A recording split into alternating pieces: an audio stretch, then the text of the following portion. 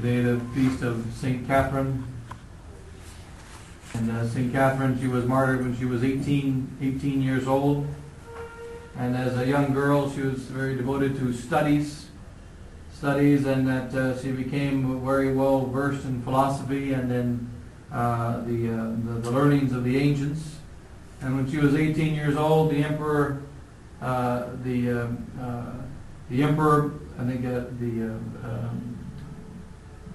one or two, good Emperor Darius, or anyway, the emperor in the year 250.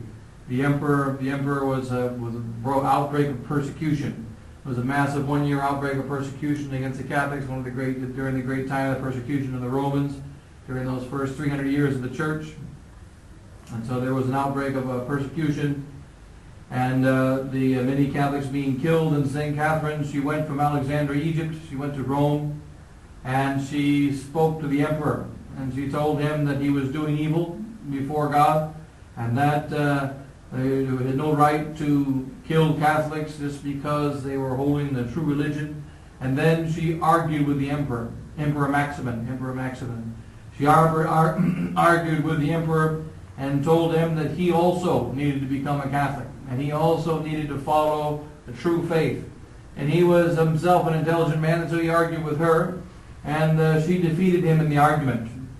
And so therefore he had her put in prison, and he called for all of the great minds of Rome, anywhere in the empire, to come together to Rome and to find which philosopher and which great intelligent man could refute Catherine.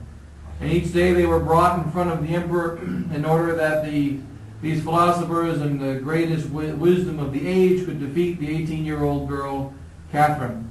And as she would argue with each of them, many of them, instead of converting her or causing her to leave the true faith, they themselves converted, and then were later martyred after she was martyred. As each one converted, they were put into prison nearby her.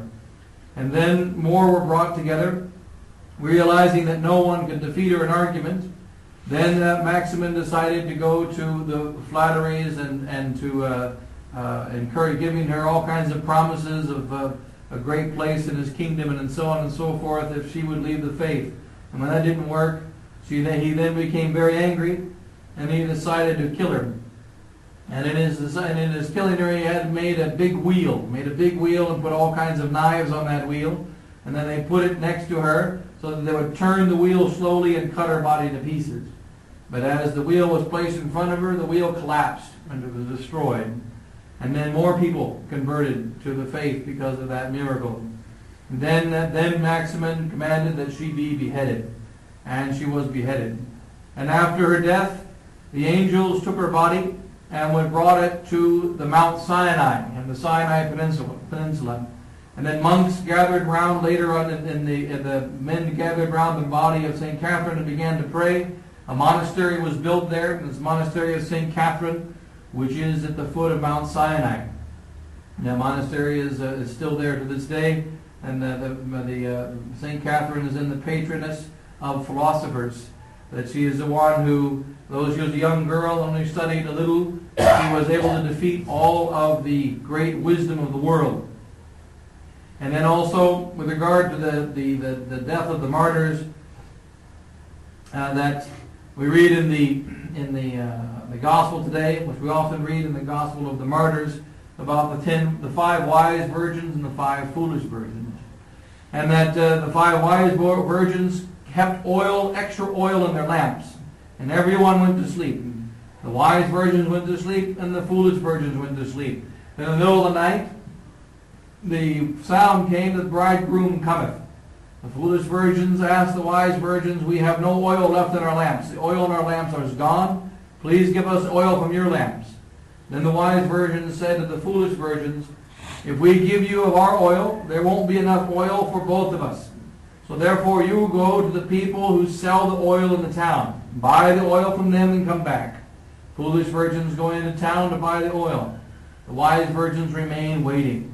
And while they're waiting, and while the foolish virgins are gone, the bridegroom comes. They come into the house, and there is a feast. Foolish virgins come back. The door is locked. And they ask if they can get in. And the bridegroom says, "I know you not." And they are cast out into the exterior darkness. And this oil, St. Augustine tells us, the oil that is carried in the lamps is the oil of charity. It is also the oil of a supernatural charity which heals our life, and it's the oil of virtue. And that some people go through life and they don't try to practice virtue, and they don't try to live according to sanctity, and they're going to wait until the end. They're going to wait until right before the bridegroom comes. And there's many souls, they are Catholic or they have the true faith, but they're not. They're going to have fun when they're young. They're going to live a more or less immoral life when they're young. And even though they're not immoral, these virgins, an important thing that St. Augustine points out is that they are virgins. They are not living an immoral life. There are 10 virgins. And all 10 of them are obeying the 10 commandments. All 10 of them are avoiding impurity. They are all 10 virgins.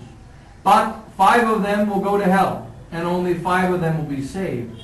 5 virgins going to hell. Why? Because they did not practice virtue and grow in sanctity, and particularly the virtue of charity. And that the charity is oil that makes the light in our lamps burn.